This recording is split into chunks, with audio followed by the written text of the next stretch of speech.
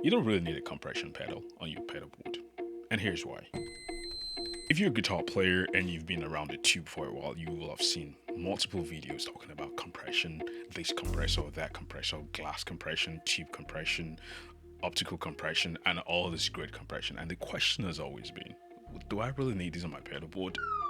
What happened to compression in post-production? What happened to compression in mastering? What happened to compression in mixing? Am I getting over compressed? Am I compressing my guitar? Am I even doing it rightly, in the right manner?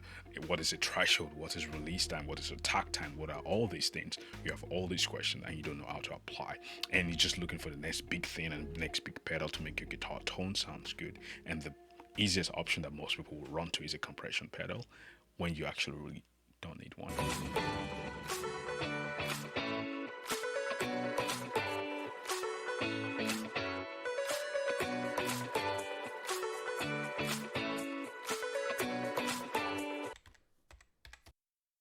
You play guitar or any instrument, a line level or instrument level, you get a signal. Now, this goes way back to broadcasting when people will be talking on radio and they need the volume just to stay leveled. What a compression does is it gives you a uniform sound. So when you have lower signal, it can take it up, or when you have higher signal, it can bring it down. So that way you have a smooth flow. So the issue of compression goes way back into radio and broadcasting, where in the 1920s, people will manually turn gate knobs as someone is talking on the radio. There's somebody at the back and like turning the gate knobs up and down depending on the volume at which the person talking on the radio is talking. There are some characters that get added, characteristics like, leveling, smoothness, soothingness, and all this good stuff. On drums, for example, compression can add some character to your drum sound. For example, your snare or your kick or even your overhead sounds. It could make it sound warmer, crispier, cleaner, more compressed. Even for vocals, for my audio right now, there's some level of compression going on. You might be able to decipher if you listen properly with proper speakers. You can see that it's smooth right now. You know what? Let's do an experiment. This is a compressed audio and this is a regular audio. So you can already hear the subtle difference. Early 60s and 50s was when this was adopted into music production, and then Universal Audio 1176 came in and the Teletronics LA2A in 1962, and all this great stuff just started popping up. So you have the VCA compressors, you have the DBX 160, which I have one of them right here in my studio as well. 2000s began a new range of software based compressors, and things began to change over time. Again, this vocal sample that you hear right now, it's natural. It's at its natural state. This is what I'm recording straight into my camera. Now, adding compression, tube compression, saturation, whatever. So it adds character to the way I'm talking to my voice and all that good stuff. When it comes to guitar recording, I think there are just too many confusion going around. And what birthed this video, or the old reason why I'm making this video, is because one of my students, I actually built a pedal board for one of my students, and he got really disappointed when he saw it, and he was like, why is there no compression pedal here? He has an overdrive, he has a delay, he has an amp simulator there, he has a phaser, and he's like, why is there no compression? Is that not supposed to glue everything together? And I'm like, where are you getting that idea from? Apparently he has watched a lot of YouTube videos and a lot of marketing videos geared towards compression and what they do. Now my point is, I'm not saying compression pedals are not good. For example, if you're playing like rhythm chords, sharp chords, and you just need that sustain and extra edge, you definitely need a compression to kind of glue all your frequencies together, glue your strumming, and just for you to have a level strumming. But is it really a necessity while you're performing on stage or recording? Why do you want to commit to that? Which is why we need to ask these questions and do some A/B tests and kind of figure out if it's really necessary or it's just an overkill. The goal here is not to tell you compression is not good or don't get a compressor pedal. The question is, why do you need one? And again, the topic is open for debate. I'm open for debate to hear what you feel and how you want to address this in your own use scenario. I've seen a few messages over the last couple of weeks while I've been trying to research this topic. I've heard compelling reasons why someone would want to have a compressor pedal on their pedal board, and I get it. I understand. I have a compressor pedal on my board as well, but I have been asking myself in the last couple of months, do I really need that? What does it really do for me? And some of my presets, if you've downloaded any of my presets, some of them do have compression in there, and that is for a reason. For when you're using it on stage, there are reasons why you might want to have a compressor pedal on your signal chain, either be it digital chain or an analog chain, for more sustain, for more consistent level, and just to glue everything all together, especially when you're using a modeler. Someone like Red Shaw will put a compressor at the end of his presets on digital platforms or on the Helix Hacks effect and all that good stuff for a reason. It glues everything better. Everything sounds better with a compressor at the end of it. But what is the science behind that? I'm not saying it's not right. It's actually something that I've done myself and I've experimented with. But understanding the context at which you're actually doing that, do you really need to? What advantage does it have over just using a boost pedal, for example, and then pushing your amp to the parts where it actually naturally compresses your tone? I guess my whole point is, don't just put something on your pedal board just because it's shiny. You need to have a context and understand what it does and how it does what it does. Do you really need one? Or do you just want to hold off? Or you just want a pedal board that looks good and looks pro for others to see? This is not a compressor pedal, but it does add compression to my tone because it's an overdrive pedal. It pushes my amp to the place where it naturally compresses. Also, this is a boost pedal. It's not a compressor pedal, but it pushes my signal chain to a place where it naturally compresses. And you can hear that audibly in a few tests. This is an amp in a box pedal. When pushed hard, you will hear natural compression coming out of this gear. The search of excellent and perfect guitar tone is endless, and there's a rabbit hole that you can get lost in very quickly. So instead of buying new gears, experiment with the one you have and push them to the extreme limits. Before you buy another gear, ask yourself a question: can the gear that I already have do this thing or fancy thing that this new gear was advertised to do? We've been bombarded by a lot of advertisements, a lot of gears, a lot of new gear reviews, and amazing gears out there. I'm not saying they're not good. I'm just saying before you buy or invest in new gears, try using what you have to get better sound, and then you can decide if you really need to buy one more thing and add it to your pedal board. Something as simple as just trying a different amp on your modeler. There are so many amps in our models these days that will barely even scratch the surface of how many amps that we can actually make use of in our modeling gears. There are some amps that I've never even turned on in my digital effects. And if you have a physical amp, maybe you have a tube amp, try using a different mic placement. Speakers, for instance, will make a huge change in your tone if you just place it right. If you place a microphone right in the right places, you might just be surprised. So to that person at the back of the class asking, what is compression? Think of your sound waves as something like this. When you talk, sing, or play the guitar, you see how uniform this is? But imagine it another scenario where you have all your sound waves. You have low, you have high, you have higher, you have higher, you have low, and you have low. It's gonna sound really weird. Because it's like you don't know. Imagine you're watching a TV show, and then after playing a song and everything is fine, then you play another song and then it's way loud. Or someone is talking and then another person starts talking and the person's voice is louder than the other. Imagine that scenario. It will be very unpleasant for you to listen to such shows. So in the 20s and the early 30s, there will be someone physically in front of the faders adjusting that volume and that threshold that goes up and down. So if a person is speaking louder, they drop the volume down. If they're speaking lower, they bring it up. And in the 1940s, things changed a little bit. There was automation introduced, and to the 50s and 60s, then you have like Universal Audio and all these great companies making compressors, and all that process was automated, and there compression was born. So the whole idea of compression came from broadcasting and radio, and over the last few years things have changed. Now you have plugins, you have softwares that does emulation of some hardware, and you have hardware that does a lot of things, and you have some that just does one thing. The LA2A compressor, for example, uses tubes to compress audio. So back to the terrible diagram on the board here. Now, what compression does, when you set a threshold, if you have a compressor, you probably have seen a threshold. You've probably seen a threshold settings there.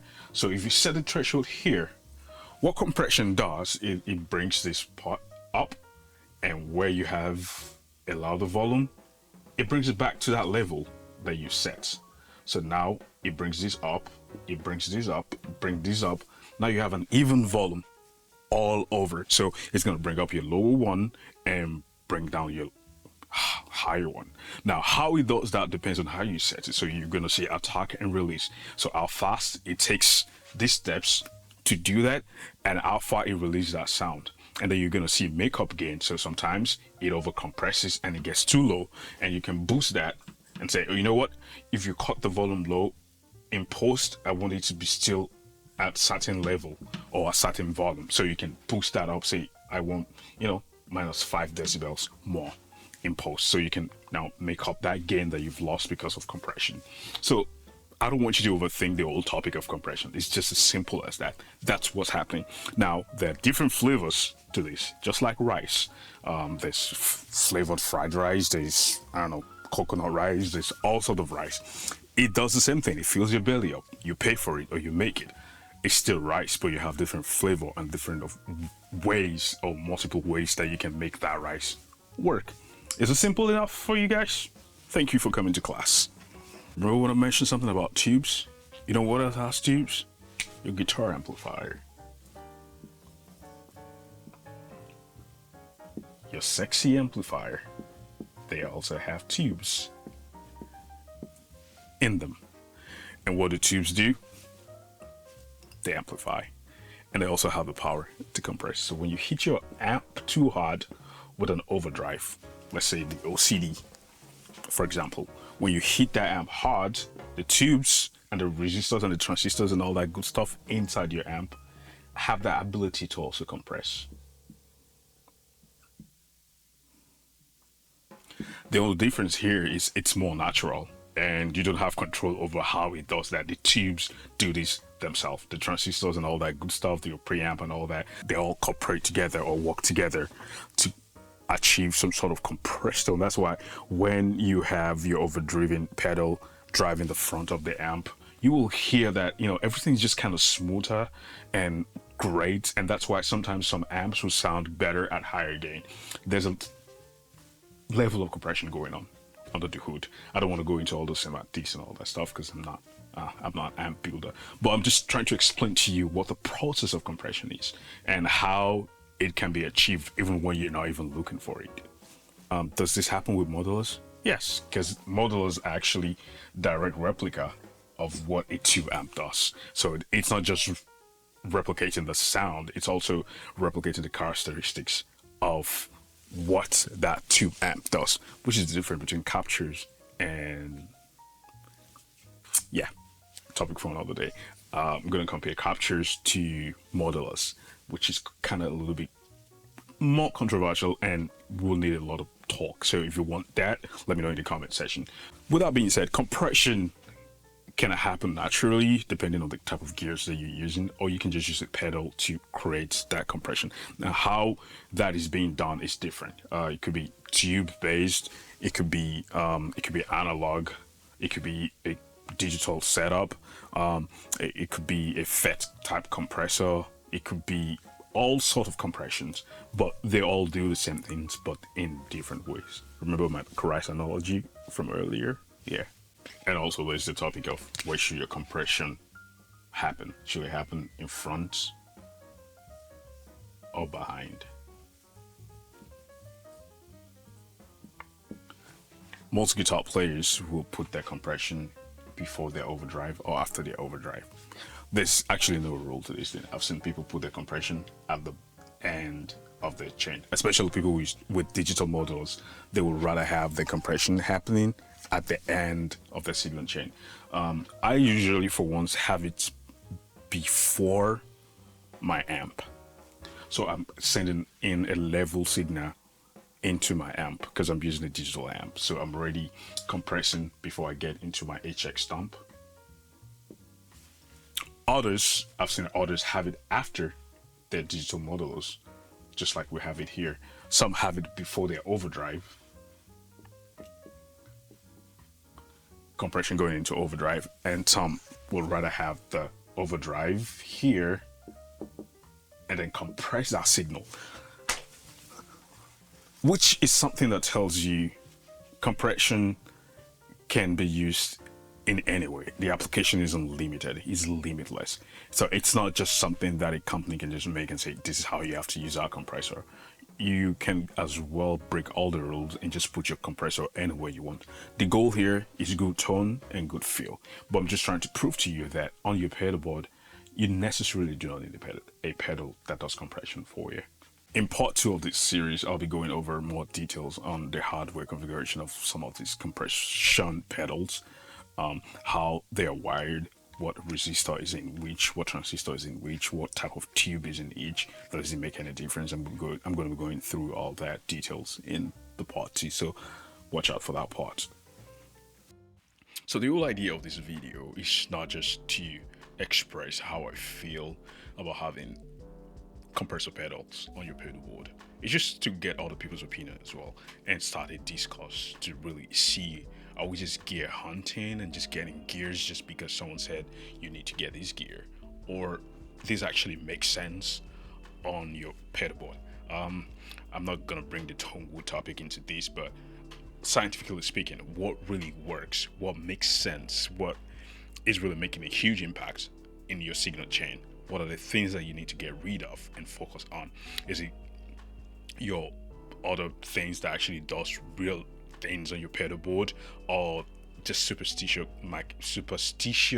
marketing gimmicks that are just out there just to enrich themselves and make money off of you, just because guitarists will like to buy stuff and we're very emotional about what we play and our tones and all that good stuff, and these companies knows that we will buy anything, including myself.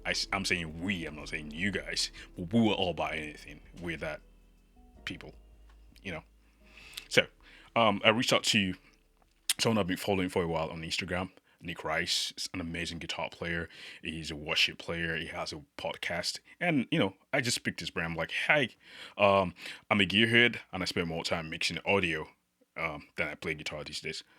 I have an unpopular opinion. From the engineering standpoint, here's my unpopular opinion. Compressors on guitar boards are overkill. They do nothing to improve your guitar tones or clarity. They had a good feel, no doubt, but overall, I think it has no place on the board, especially if the engineer is going to work on compression afterwards.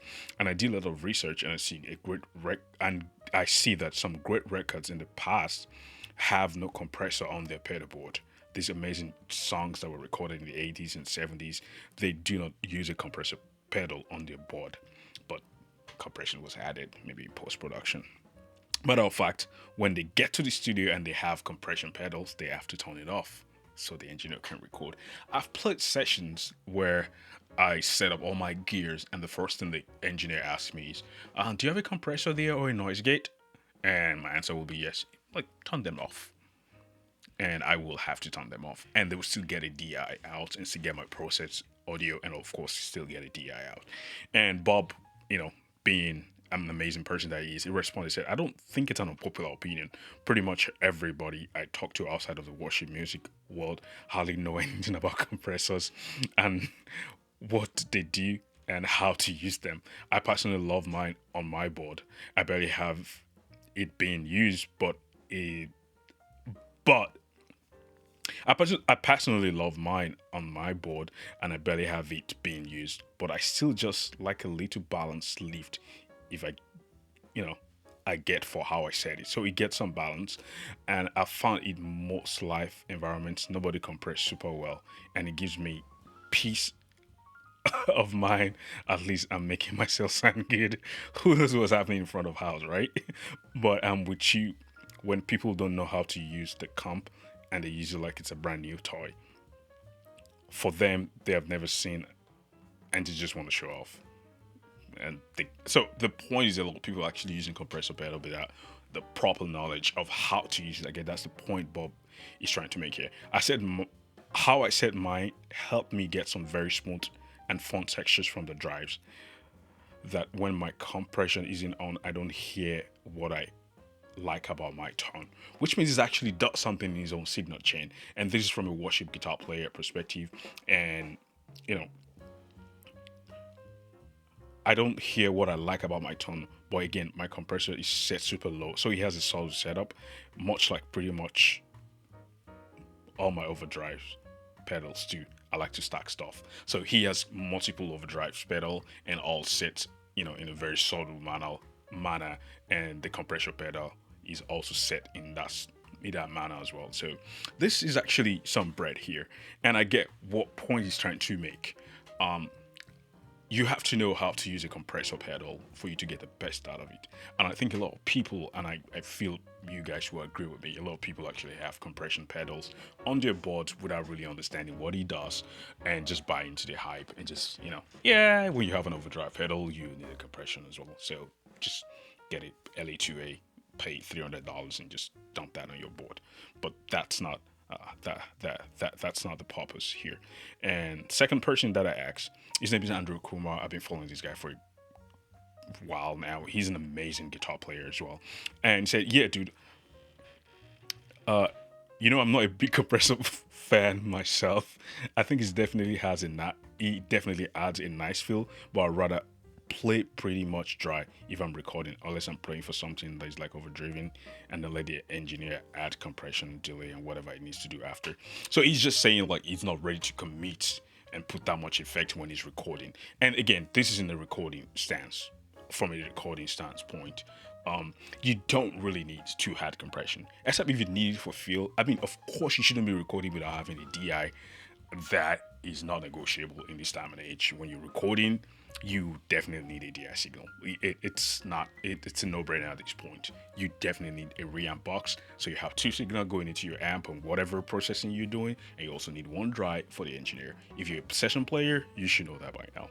Moving on. I like to record pure signal so the engineers and producers can do their things, similar to what Bob said earlier. So, yeah. And another one, Anthony Grooves, an amazing guitar player. And again, you can check all these people out on Instagram, listen to their stuff, so you know that they actually know what they're saying. Anthony said, I can agree with that to an extent. Okay, he has a different opinion.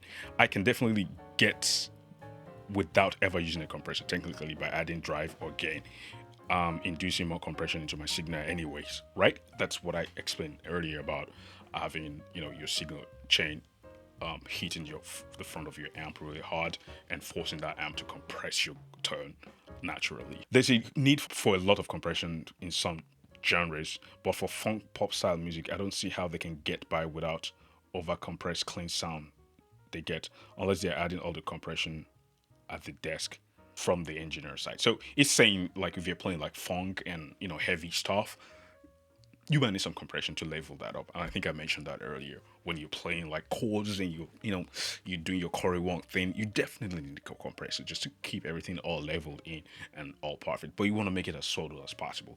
So yeah, that makes sense. I also got a message from Steve Salachi, who's an amazing guitar player. I've met Steve like once or twice, last time being NAM January earlier this year. An amazing person, very knowledgeable, and amazing personality. Here's what he said.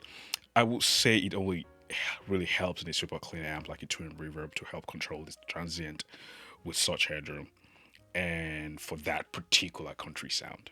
He's a country guitar player. He's very versatile though, but I always prefer the edge of breakup amp compression, which was what I was talking about earlier, about the amp after being driven to a point will naturally compress your signal. And that is that for that. So I want to say a big thank you to everyone that contributed to this. I'm really grateful for you responding to my long message, because the messages I sent to these guys are really long. Shout out to Jonathan, appreciate you. Nick Rice, an amazing person, he responded with this long message. Anthony Grooves, Andrew Kumar, Jerry, and Steve Stalachi, of course, and yeah, and every other person that contributed to this simple research that I did. This is the fourth part. I'm going to be doing another one soon to dig more deeper. So here are my final thoughts. You need to decipher when you're just following a hype and when you actually really need something and when you have something that is functional on your board. I'm not against adding guitar pedal or company making compression pedal. What I need everyone to understand is the fact that this it's not a necessity.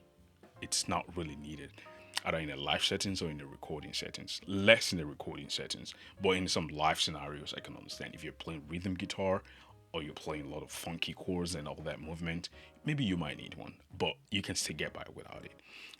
Understanding how to set this properly so that your signal does not sound too squashed, over compressed, less pleasing, and just totally unreal and unnatural.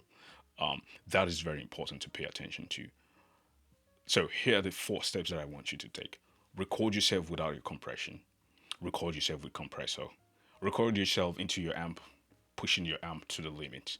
And then record yourself putting compression after your amp and compare all four tones and make your decision based on that. And you don't have to buy a compression pedal to do that. You can use any plugin. Free Logic. There's compression in Logic. They actually have different flavors from once you open the compressor in Logic, they have different types, the DBX and all those other optical compression. They're all in there. Try that. If you cannot make sense with those, you cannot make sense with anyone. So get knowledge over gear. And I'll see you in the next one.